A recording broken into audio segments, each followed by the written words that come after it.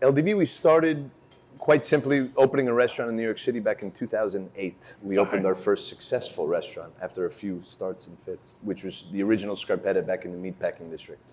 The objective back then was just to open a restaurant. I had had a few wins, losses, different entrepreneurial journeys. I called it LDB, La Dolce Vita, this notion of old world hospitality adopted for today. That was the passion, that was the language and the lens that I saw it. But it was really quite simple. It was an 85-seat, small, independent restaurant. And with a lot of good fortune, luck, wonderful people around me, we were able to have a success with that first Scarpetta restaurant and build the company to where we are today. Scarpetta, we largely grew in the hotel space. We've always been very much focused on hotel food and beverage. Along the way, we've certainly started in and will always be a New York independent restaurant group. Today, we have about 20 bars and restaurants. We're in 9 cities, we're in 5 countries. Scarpetta remains our signature brand, and we'll continue to grow the Scarpetta brand. But I think our journey in the past 5 years, there's a grounded focus and passion and love for hospitality that's always thankfully guided me. 2019, we opened our first international location of Scarpetta at the Bulgari Hotel in London, and I liked the travel. Our country is one of the biggest and robust in the world, obviously, and most American domestic groups will go to Dallas and Scottsdale and huge marketplaces, but we wanted to build an international brand. So we did that with London. Then COVID happened, and we had a very New York-centric, scared mentality that said, let's continue down the international license path, not investing money, not taking risk, being able to travel, et cetera. And we missed that Miami boom. If you look at what Major Food Group did going down to Miami in 2020, it's nothing short of extraordinary.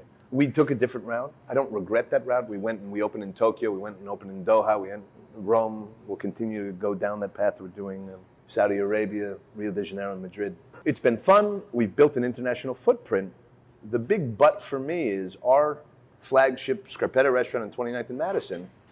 It's not about money. We're not driven by greed in the crazy restaurant business.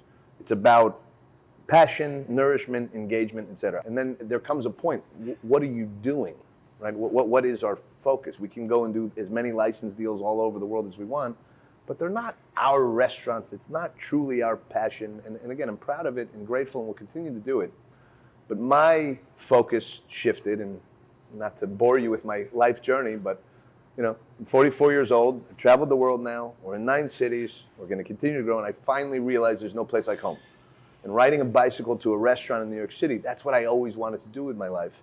And I think with that, our next focus of the next 3 to 5 years, it's an interesting return to New York, focus on New York, and really go all in on our passion and a business model and our community. Avery is far younger than I. We've been together 8 years now? Yeah. He started as an intern with us at Gurney's out in Montauk. Avery was on what I considered the path. He's been to London, he's opened all these restaurants all over, he's worked, he's done everything. I viewed him as one of our corporate generals leading the future. And he came to me, we're sitting in Rome. Opening Rome for me was the biggest deal in my life. I really want to open my own restaurant. I want to be in a restaurant. It was a stunning moment for me because it was like a compass check. And you know what? I want to do what Avery's doing too. So you know what, Avery? Let's be smart. No one. I have a financial partner in Florida. There's always partnership. There's always money behind. There's always a capital source. There's always a bank. There's always someone to answer to.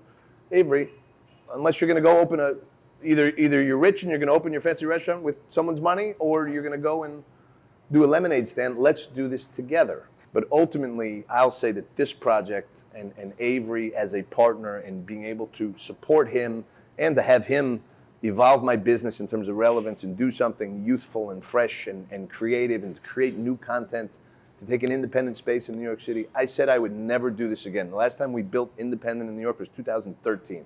And the pain that comes with independent construction as opposed to having the hotels do it, the battle. We still don't have gas. That's eventually this wallpaper will come down when we have gas and we can open a restaurant. We're in the thick of all of that. We blew our budget by 20%, 15 months of construction, all of it, and I wouldn't change a damn thing. And I'm grateful for Avery for reigniting that passion in me to, again, go back to our roots and create an independent New York City restaurant that we fully believe in. It's still a business. There's too much money, too much risk not to be a business. But to engage fully with passion in a new project in New York is something I'm very grateful for. So it's nice to share it with all of you.